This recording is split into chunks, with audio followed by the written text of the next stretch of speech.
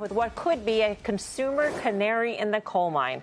Walmart tumbling more than 3% today on the back of the worst consumer confidence reading in more than a decade. Shares now down 6% this year. The Conference Board's gauge of buyer sentiment falling for a fourth straight month, while inflation expectations rose to their highest level in nearly 2 years.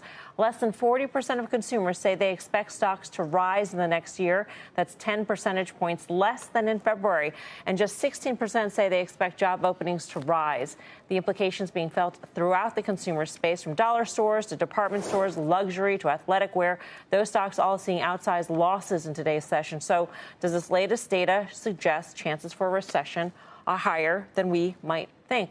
Guy, what do you think? Well, the delinquency rates suggest you're already in a recession. I mean, serious delinquencies, 90 days or over, north of 11.5%, which is the highest we've seen in about 14 years. The mainstream media is now picking up on this, and I think it's concerning because we're not in a recession, yet you're seeing these rates, the highest growth rates since the great financial crisis. So I think it's a problem. And if you look at the home building stocks and the way they've traded and some of the commentary out of them, it's problematic. And if people are concerned about their jobs, Tim mentioned this last night, the last sort of the shoe to drop is the unemployment rate. If that starts ticking up, yeah, we're going to have problems here, Mel. It's all about jobs. And while the confidence numbers certainly give you some sense of where the consumer is ready to spend, and housing numbers are showing some of that weakness and durables are showing it, it's really about whether you have jobs. And it's interesting because UBS, who in a note out there today said that the consumer looks visibly tired, and yet they're out there reaffirming 2% growth in 2025 from 2.3. So downshifting, but not saying we're anywhere near recession. In fact, it's fascinating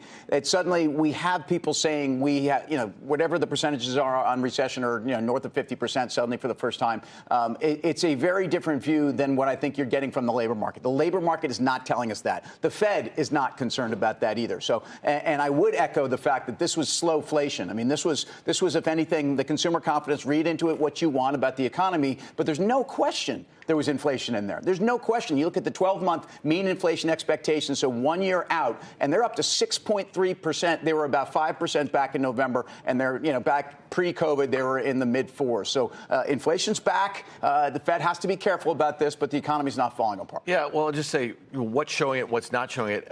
Retailers, the stocks are kind of telling you that right now. We just got through their earnings period, I think over the last few weeks or so, and the stocks acted really bad. And I think you brought up Walmart here. That was one that was a very crowded trade. Costco was a very crowded trade. No one cared about valuation on the way up. They certainly did on the way down. So to see a market like we're in right now and not see Walmart bounce at all.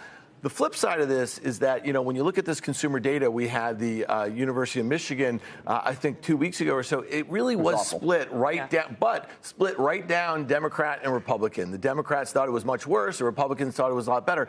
I guess the risk to that is you look at this piece of data here, and if it starts kind of coming together a little bit, if the housing market starts to weaken, if you see inflation start to pick up a little bit, then you're going to see kind of everybody be in that camp. And then it's kind of not be a great situation, especially when you think about if the stock market starts heading lower and you have housing that's kind of locked up, that wealth effect that you might expect in a good economy kind of goes away too.